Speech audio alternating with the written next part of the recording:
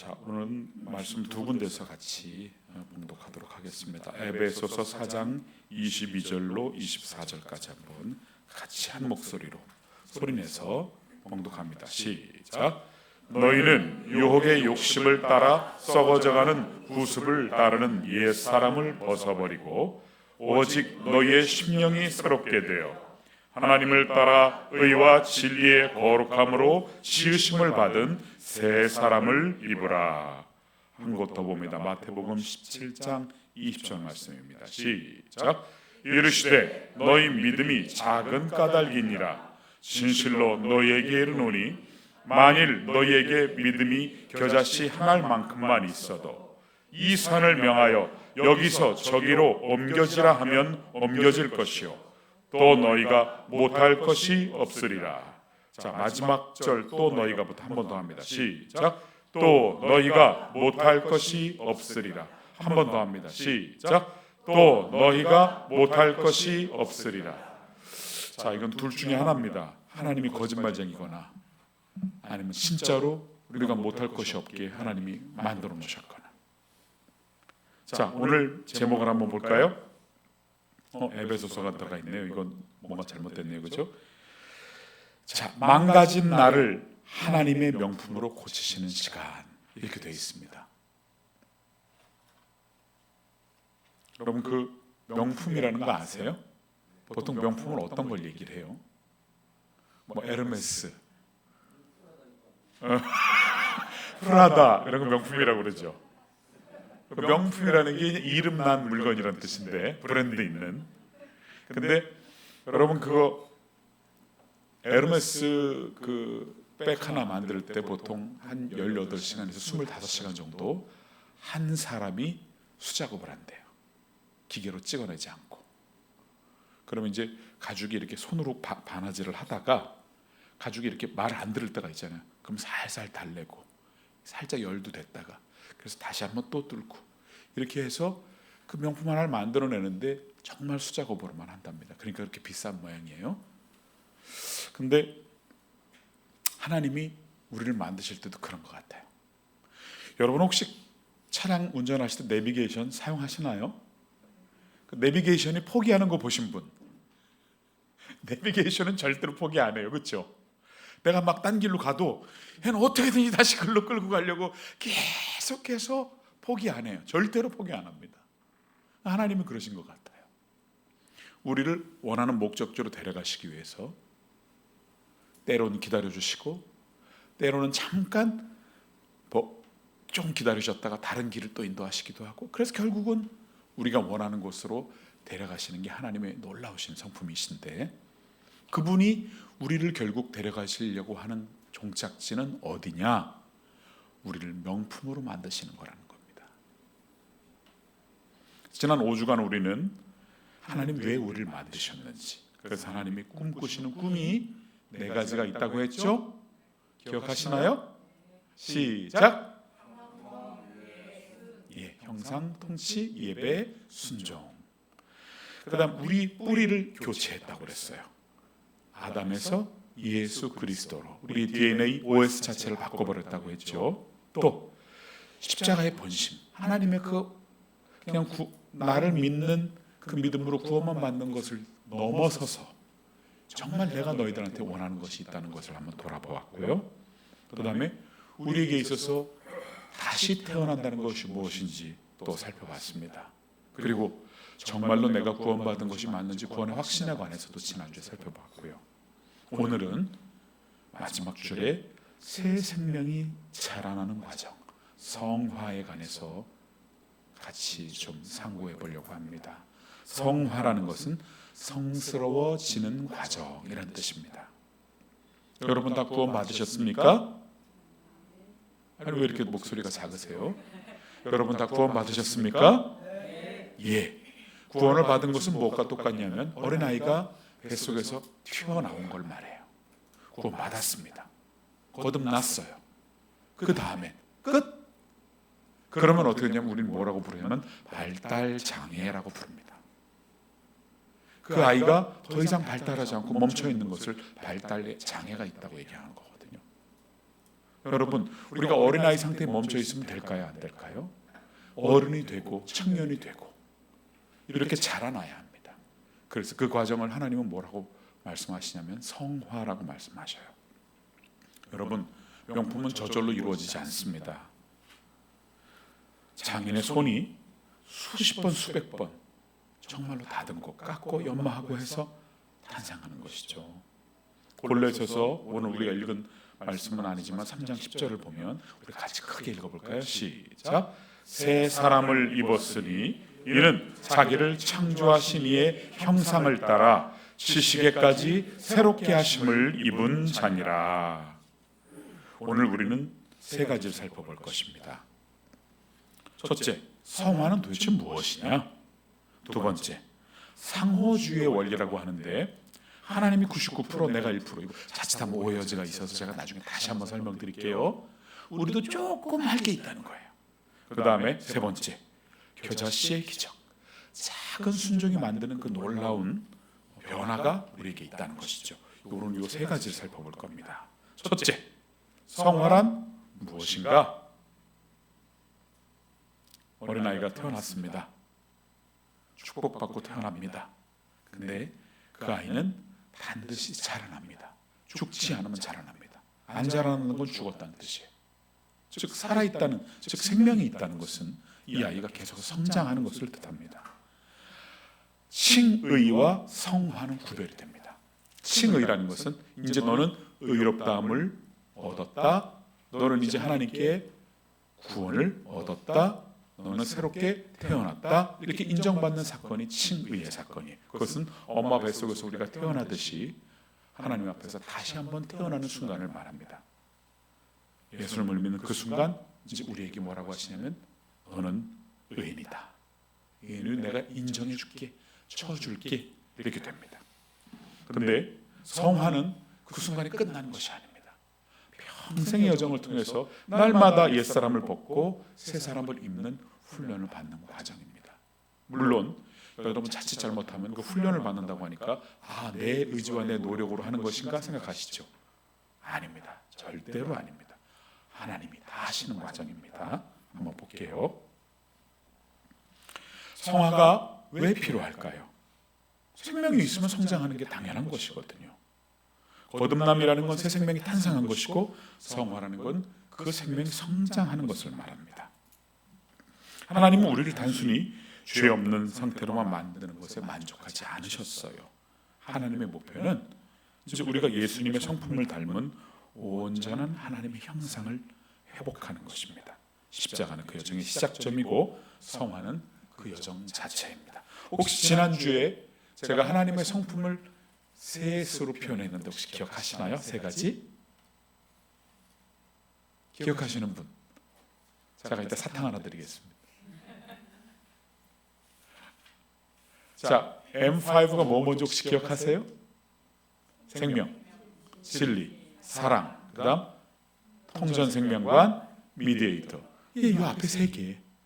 이게 바로 우리가 하나님의 성품이라고 기억하실 수 있는 거예요. 하나님은 진리시고 그분에겐 생명이 있으시고 그 다음에 사랑 자체시고 아주 쉬워요. 여러분 하나만 볼게요. 하나님이 때에 따라 바꾸시나요? 바뀌시나요? 2000년 전에 다르시고 지금 또 다르시고 그러시나요? 절대 안 바뀌세요. 그분은 항상 정해놓으셨어요. 그게 진리죠. 그 다음에 여러분 아무리 요즘 뭐 줄기세포를 한다 뭐 한다 그래서 사람들이 막 생명공학을 한다 그러지만 여러분 없는 생명이 살아나는 것을 사람이 할 수 있나요? 없는 생명을 만드는 걸 할 수가 있나요? 아니잖아요. 생명이 있는 세포를 배양하고 그걸 가지고 뭘 할 뿐이지 쫙 똑같이 아미노산 뭐 이렇게 만들어놨어. 구조를 딱 만들어놓고 자 이제 너 생명 생겨라 그러면 생명이 생기냐고요? 절대로 아니거든요. 생명은 오직 하나님께만 있는 속성입니다. 사랑. 여러분 우리가 아무리 사랑한다고 하지만 여러분 사랑해서 결혼하셨잖아요. 옛날에는 그 사람 없으면 못 살겠다 그러고 결혼하셨죠. 지금은 그 사람 때문에 못 살겠다 이러고 사시잖아요. 그러니까 우리가 하는 사랑은 다 거짓말이라고. 사실은 가짜예요. 그나마 부모가 자식에게 하는 사랑은 좀 낫다고 하지만 여러분 연 끊자 이런 부모 한둘 보신 거 아니잖아요. 우리가 하는 사랑은 참 알량해요. 근데 하나님은 사랑 자체시기 때문에 우리랑 다른 차원의 사랑을 하시죠. 우리는 하나님을 닮아야 하고 닮아가는 과정이 성화라는 것입니다. 아주 쉽죠? 자, 두 번째, 99% 은혜와 1%의 순종, 상호주의 원리. 자, 우리 빌립보서 1장 6절 한번 같이 봉독하겠습니다. 시작. 너희 안에서 착한 일을 시작하시니까 그리스도 예수의 날까지 이루실 줄을 우리는 확신하노라. 이 99%의 은혜와 1%의 순종이라고 하면 거품 무는 신학자들이 좀 있어요. 개혁주의 신학에서는 이건 틀린 얘기입니다. 저도 그렇게 생각해요. 저도 개혁주의 신학을 공부했고 저도 그렇게 생각해요. 무슨 얘기야 100% 하나님의 은혜지. 예, 맞습니다. 근데 우리 요것만 한번 생각해 보자고요. 제가 저희 딸들 자전거를 다 직접 가르쳤거든요. 제가 살던 그 동네에 많은 스타디움이 있었어요. 그리고 거기서 얘를 뒤에서 밀어줘야 되잖아요. 잡고 막 밀잖아요. 그걸 한여름에 가르쳤는데 오죽하면 제 아내가 저보고 불쌍하다 그랬어요. 땀을 삐질삐질 흘리면 살이 얼마나 빠졌는지 그 뒤에서 밀어줘야 되니까 열심히 밀어요. 그러다가 살짝 놓으면 가요. 그럼 또 다시 얼른 가서 아빠 있지? 그러면 다시 얼른 가서 또 잡아주고 또 계속 밀고 이러다가 이제 가르쳤잖아요. 근데 제가 여쭤볼게요. 제가 밀어주는 게 없으면 얘가 배울 수 있나요? 없죠. 100% 아버지의 능력이에요. 근데 얘가 만약에 페달을 안 밟으면 어떻게 돼요? 못 가잖아요. 잠깐 가도 또 넘어져. 잠깐 가도 넘어지고 그럴 거 아니에요. 우리가 얘기하는 1%의 순종이라는 건 그걸 말하는 거예요. 페달 밟는 거. 그러니까 알량하죠. 페달 밟는 거 갖고 내가 했다고 절대 얘기할 수 없죠. 그래서 우리는 100% 아버지의 능력으로 배운 거야. 세연이 알았어? 네가 한 게 아니에요. 아빠가 열심히 밀어준 거지. 이게 바로 개혁주의 시각인 거예요. 100% 하나님의 능력으로, 하나님의 은혜로 우리는 사는 거예요. 그렇지만 그 하나님의 능력에 또 뭐가 필요해요? 우리가 하나님 도와주세요, 날 도와주세요, 내 힘으로는 안 돼요 라고 하나님께 인정하는 그 애매한, 좀 이따 얘기할 그 겨자씨만한 그 믿음이 우리에게 필요하고 그 순종이 필요하다는 것을 강조하기 위해서 이렇게 얘기했을 뿐이에요. 전적인 하나님의 은혜예요. 그러나 이만큼 하나님 앞에서 우리가 들어야 할 것이 있다. 그래서 하나님과 같이 탁 마주쳤을 때 소리가 난다. 그거를 아주 쉽게 표현을 해드린 것입니다. 시작하시니가 이루십니다. 절대로요. 성화의 시작도 완성도 오로지 하나님께만 있습니다.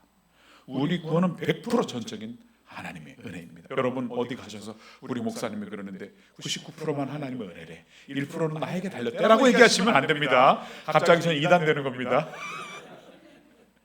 제 말의 뜻을 충분히 이해하셨을 거예요. 전적인 하나님의 은혜예요. 그렇지만 하나님 우리에게 기대하시는 것이 있습니다. 적어도 네가 받아줘. 왜? 나는 인격의 하나님이야. 억지로 너에게 할 수도 있으나 나는 너의 순종을 원해 라고 말씀하시는 그 부분을 우리는 이렇게 현미경으로 보고 상호주의다 이렇게 장로님이 표현하신 부분이에요. 요거를 저는 너무 아름답게 봐요. 그렇지, 하나님 앞에 우리가 마음을 들여야지. 그렇기 때문에 우리는 그 0.001%의 그 순종에 대해서 하나님 앞에 공로를 주장할 수 있을까요? 없을까요? 우리 세인이 공로 주장해? 페달 밟았으니까 내가 열심히 해서 자전거 배운 거라고 공로 주장해? 아니면 아빠의 도움으로 자전거 탄 거야? 그거 나쁜 거죠. 자기가 한 거라 그러면 거짓말이죠. 하나님 앞에 똑같습니다. 여러분, 우리가 이만큼 순종한 거 가지고 공로 주장할 수 없어요. 우리가 종종 이런 함정에 빠져요. 내가 더 열심히 기도하면 하나님 날 바꿔주실 거야. 내가 더 많이 헌금하고 봉사하면 내 성품이 달라질 거야. 이건 은혜가 아니고 공로입니다. 성화는 내가 이루는 게 아니고 하나님이 나를 통해 이루시는 겁니다. 여러분, 내가 알량하게 이만큼 잘하는 거 가지고 하나님을 주장하는 건 너무 부끄러운 일이에요. 전에 한번 제가 책에서 이런 걸 읽었어요. 어느 꼬맹이가 어느 날 이게 청구서를 써갖고 왔어요. 오늘 내가 잔디에 물 준 거 $2 30센트, 오늘 설거지한 거 $10, 이렇게 쫙 리스트를 적어갖고 온 거예요. 엄마가 이거 보고 한참 웃었어요. 아이들이 가끔 그럴 때 있잖아요. 키우다 보면 엄마가 너 10달 동안 배 담고 다닌 가격 무료. 너 날마다 징징거리고 울 때 그거 받아주는 거 무료. 너 아파서 열 펄펄 날 때 엄마가 밤새 잠 못 자고 간호한 거 무료. 토탈 무료. 그리고 딱 줬대요. 그 아이가 잠깐 생각을 하더니 엄마 퉁 쳐줄게 무료. 이러고 갔대요. 하나님 앞에 우리가 천국을 내는 게 얼마나 귀여운 거예요. 부끄럽고 창피한 거지만 하나님 기억해 보시죠. 그렇지만 우리가 아무것도 안 해도 된다는 뜻은 절대로 아닙니다. 은혜는 마중물이 필요해요. 혹시 마중물 뭔지 아시나요? 기억하세요? 네. 그렇죠. 저도 그거 알아요. 펌프 아는 세대예요. 해보셨어요? 바가지 한 방 그래도 그거 팍팍 넣으면 퍽퍽퍽 하다가 물이 쫙 나오기 시작하죠. 그 물이 없으면 절대 안 나오잖아요. 구경을 했나? 권세인? 펌프? 모르지는 어떻게 생긴 건지. 이렇게 물을 바가지 한 바가지 넣어줘야 이제 그때부터 뽁뽁뽁 올라오기 시작해요. 밑에서. 성경은 하나님의 전적인 은혜를 강조하지만 동시에 우리의 반응도 기대합니다. 하나님은 인격적인 분이세요. 한쪽의 노력만으로 충분하지 않습니다. 인격이라는 것은 서로 인격과 인격이 만나야 하는 것이죠. 자, 여기 마태복음 17장 20절을 다 같이 다시 한번 읽어볼게요. 시작. 믿음이 겨자씨 한 알만큼만 있어도 이 산을 명하여 옮겨지라 하면 옮겨질 것이요. 보이세요? 겨자씨? 저기 손바닥에 뭐 있는 거 보이세요? 예. 뭐 제일 커도 2mm 정도 된다고 그래요. 그리고 저기에 또 까면 그 안에 시커먼 씨가 있더라고요. 제가 한번 벗겨봤거든요. 전에 어떤 분이 갖다 주셔가지고 저 안에 또 새까만 씨가 있으니까 이거보다 조금 더 작은 거예요. 엄밀히 얘기하면. 그래서 저 작은 씨앗만한 믿음이 우리에게 이만큼만 있으면 산을 옮길 수가 있대요. 이런 비현실적인 표현에 대해서 아무도 안 놀라시네. 하도 들어가지고.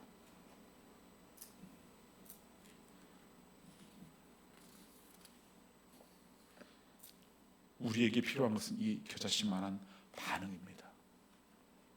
아들아, 내가 널 사랑한다. 네, 이게 필요한 거예요. 딸아, 나랑 함께 가자. 내 손 잡고. 네.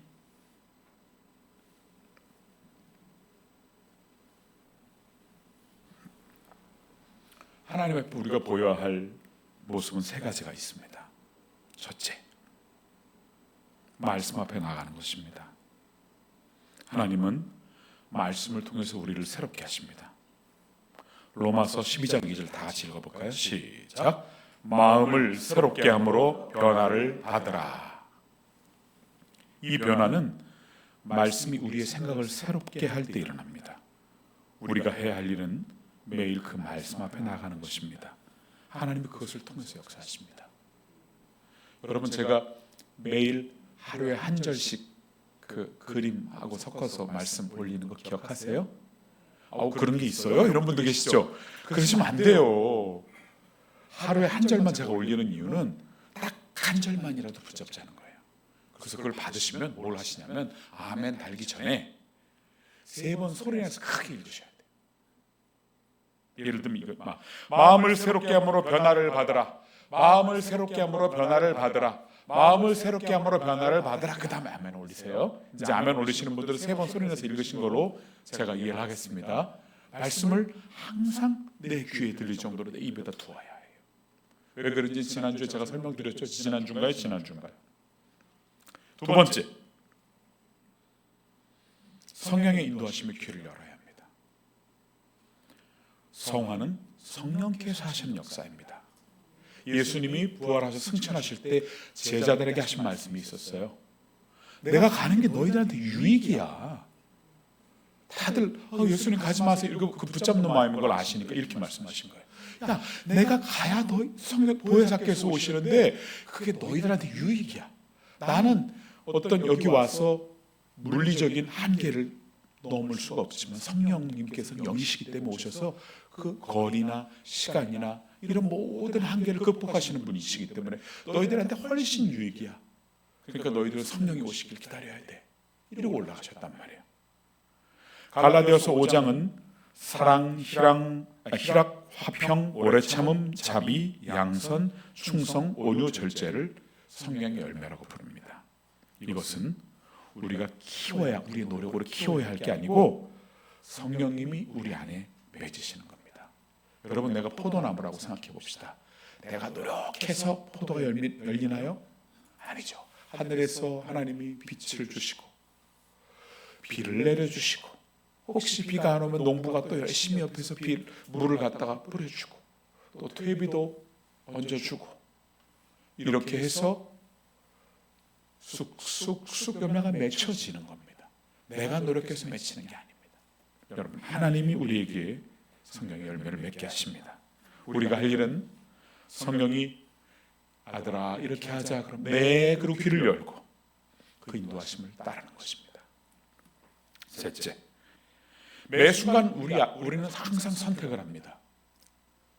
아까 어떤 성도님도 어떤 사업체를 이렇게 할까 말까, 이걸 할까 저걸 할까 고민하고 계시더라고요. 장로님 여기 옆에서 기도해 주시던데, 여러분, 우리는 순간순간 선택을 합니다. 잘 보시자고요.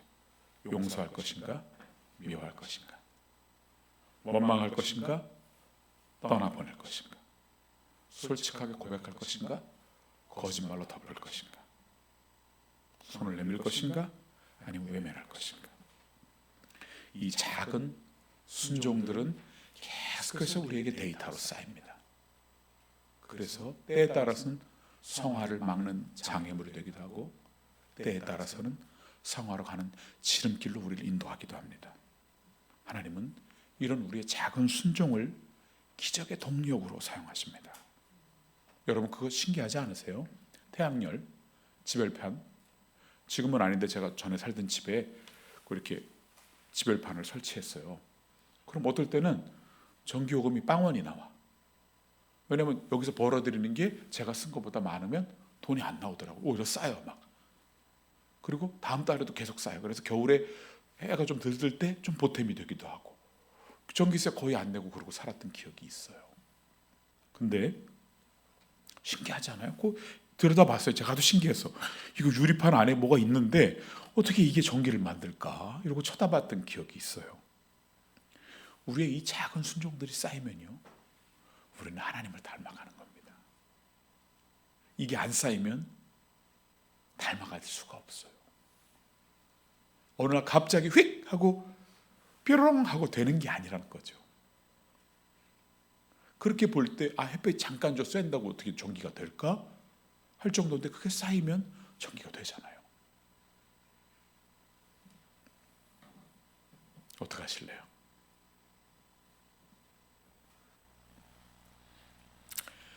성화는 단순히 내가 더 착한 사람이 되는 게 아닙니다. 성화는 하나님의 재창조 프로젝트의 일부입니다. 우리가 1주차에서 배웠던 거 기억하세요? 내가 지금 한 번 더 시작. 형통예순, 형상, 통치, 예배, 순종. 이 네 가지가 우리 안에서 점점 회복되어져 가는 과정입니다. 내 안에 하나님의 형상이 회복될 때 나는 자연스럽게 내 주변을 하나님의 뜻으로 다스리게 됩니다. 통치 얘기 계속 나오죠? 내 가정이, 내 직장이, 내 공동체가 조금씩 변해갑니다. 이것이 성화의 파급력입니다. 한 사람의 성화는 한 사람의 성화로 끝나지 않습니다. 세상을 변화시키는 놀라운 힘이 됩니다. 또 성화에는 방향이 있습니다. 그 방향은 어디입니까? 여기 요한계시록 21장 1절 한번 같이 읽어볼까요? 시작. 또 내가 새 하늘과 새 땅을 보니, 그 뒤에 제가 읽어드릴게요. 처음 하늘과 처음 땅이 없어졌고 바다도 다시 있지 않더라. 여러분, 장항준 감독 아세요? 안가 사는 남자, 그 장항준 감독. 장항준 감독이 믿음이 없는 사람이에요. 자기 말로 그랬어요. 나는 무신론자라고. 근데 요즘 요한계시록을 읽고 있다고 그렇게 방송에 나와서 얘기를 했어요. 그래서 왜 읽냐고 그랬더니, 아유, 그 세상 끝날 어떻게 되는지 궁금하잖아. 그래서 그걸 읽었다는 거예요. 그래서 옆에 있던 사람들이 그 밑에 댓글을 달았는데 뭐라고 달았냐면, 장항준 감독이 교회 가면 나도 간다 이랬다는 거예요. 오늘 차 타고 오면서 딸한테 들었어요. 여러분, 죄와 죽음이 없는 새 하늘과 새 땅이 펼쳐질 겁니다. 저는 아무리 봐도 얼마 남지 않은 것 같아요. 그리고 성경에 나와 있는 그 제3차 세계대전이 어쩌면 이미 시작한 걸 수도 있다라고 저는 그렇게 믿고 있어요. 이거는 뭐 성경이 그렇다라고 제가 주장하는 건 아니에요. 그냥 제가 그렇게 믿고 있다고 개인적으로. 여러분, 우리가 지금 성화를 느끼고 뭐 경험하는 이런 거는요, 사실은 그날을 향한 예비 과정이에요. 개인의 노력이 아니라 하나님의 우주적인 회복의 프로젝트. 이걸 할 때 우리는 성화의 과정에서 결코 지치지 않을 수 있습니다. 내가 변화되는 것이 단순히 더 좋은 사람이 되는 게 아니고 하나님의 새 창조를 향한 위대한 여정 중의 일부다. 너무나 그 놀라운 하나님의 프로젝트 안에 나는 지금 순종해드리고 있고 같이 하나님과 함께 블록을 쌓고 있다라고 생각하시면 틀림없습니다. 포기하지 마세요. 여기 보이시죠? 이 계단, 이렇게 돌돌돌 나선형으로 된 계단 보세요. 위에서 바라보면요 저렇게 생겼어요. 그렇죠? 그래서 꼭 그 자리를 빙빙빙빙 돌고 있는 것처럼 보여요. 그런데 사실은 점점 올라가는 거죠.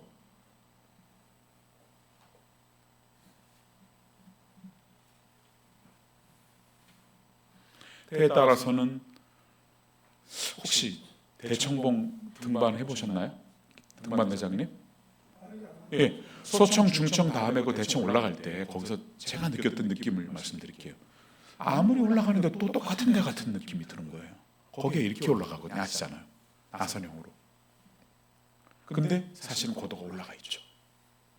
여러분, 우리가 살다 보면요 계속 뺑뺑이 도는 것 같다고 느낄 때가 많아요. 나는 또 실패했네. 아닌 것 같으네. 근데요, 시간 지나 보면 올라와 있어요. 그걸 믿으셔야 돼요. 믿으십니까? 부흥사 같아요. 이러니까 성화는 직선이 아닙니다. 나선형으로 올라가는 계단 같습니다. 같은 자리를 지나는 것 같지만 실제는 조금씩 위로 올라가고 있습니다. 쓰러졌다고 해서 성화가 멈춘 게 아닙니다. 쓰러진 자리에서 다시 주님의 손을 붙잡는 것, 그게 성화입니다. 저도 목사 타이틀을 이렇게 달고 있지만 저도 수도 없이 넘어져요. 어떨 때는 주님 앞에 회개하기가 부끄러울 때가 있어요. 똑같은 거 갖고 또 고백해야 되니까. 아유 주님, 제가 면목 없지만 다시 고백합니다. 용서해 주세요. 다시 한번 하나님께 용서를 구합니다. 제가 또 한번 노력하겠습니다. 도와주십시오. 이게 우리 인생 아니에요? 우리 그러자고요. 지치지 말고 가시자고요. 같이.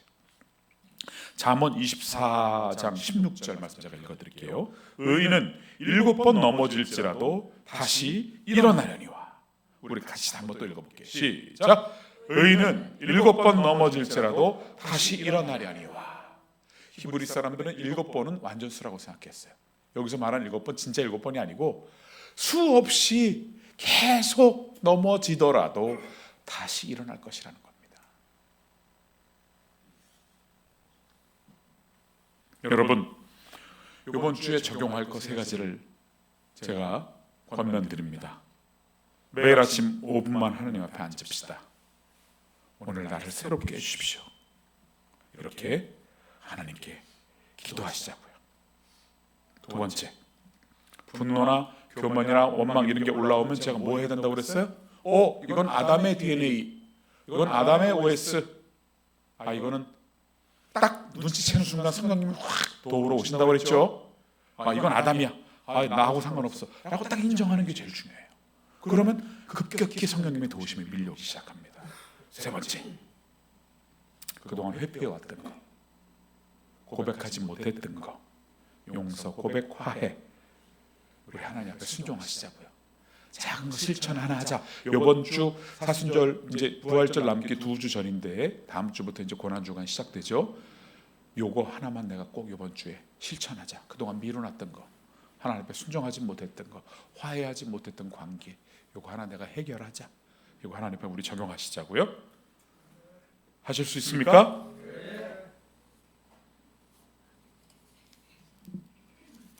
자, 여러분, 겉으로 보기에 꼭 저기 같이 생겼지만, 장난감 같이 생겼지만 멋있는 왕관이 있어요. 여기 있는 만약에 보석들이 진짜라면 이거 얼마짜리일까요? 어마어마한 아마 왕관일 겁니다. 이 정도려면 아마 영국의 왕 정도 갖고 있지 않겠나 싶은데,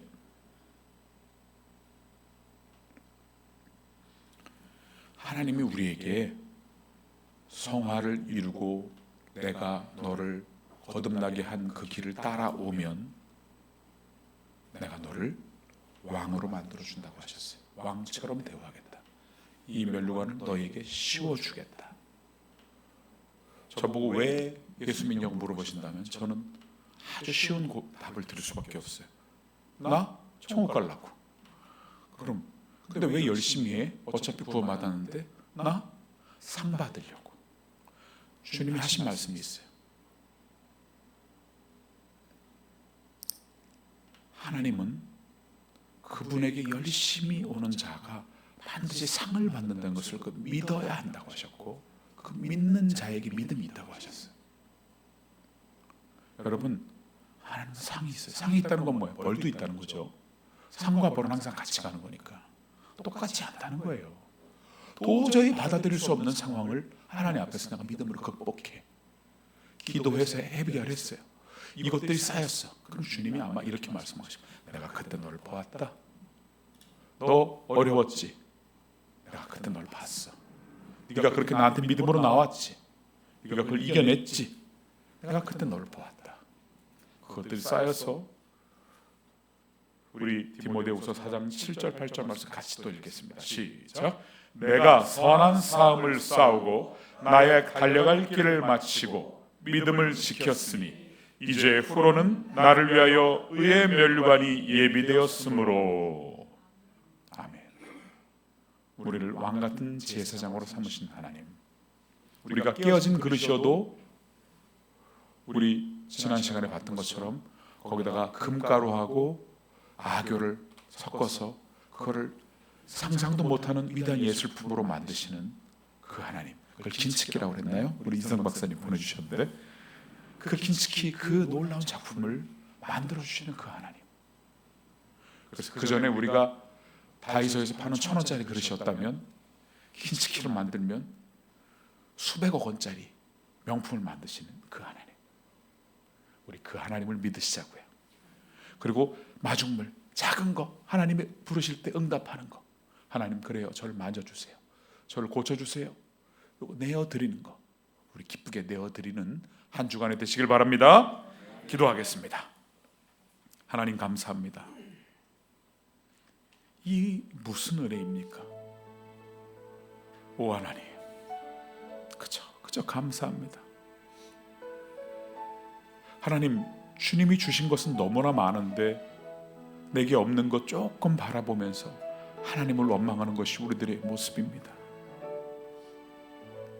하나님, 깨어진 제 몸이라고, 깨어진 제 생각이라도, 깨어진 제 인생이라도 하나님 다시금 금가루와 아교를 짓이겨서 우리를 붙여주시고 최고의 명품으로 만들어주신 하나님, 내비게이션처럼 절대로 포기하지 않고 저를 그곳으로 이끄시는 하나님, 제가 그 하나님의 마음을 이제 조금 알았습니다. 이제 하나님 앞에 내어놓습니다. 제 의지를 꺾고 하나님께 나아갑니다. 저를 도와주십시오. 겨자씨 하나 같은 믿음으로도 산을 옮길 수 있다고 하신 하나님을 신뢰합니다. 이 시간 하나님, 저희의 기도를 받아 주시옵소서. 감사를 드리며 예수 그리스도의 이름으로 기도했습니다. 아멘. 우리 같이 찬양할까요? 예수로 나의 구주 삼고 성령과 피로써 거듭나니 이 세상에서 내 영혼이 하늘의 영광 누리도다. 이것이 나의 간증이요, 이것이 나의 찬송일세. 나 사는 동안 끊임없이 구주를 찬송하리로다. 온전히 주께 맡긴 내 영 사랑의 음성을 듣는 중에 천사들 왕래하는 것과 하늘의 영광 보리로다. 이것이 나의 간증이요, 이것이 나의 찬송일세. 나 사는 동안 끊임없이 구주를 찬송하리로다. 주 안에 기쁨 누림으로 마음의 풍랑이 잔잔하니 세상과 나는 간 곳 없고 구속한 주만 보이도다. 이것이 나의 간증이요, 이것이 나의 찬송일세. 나 사는 동안 끊임없이 구주를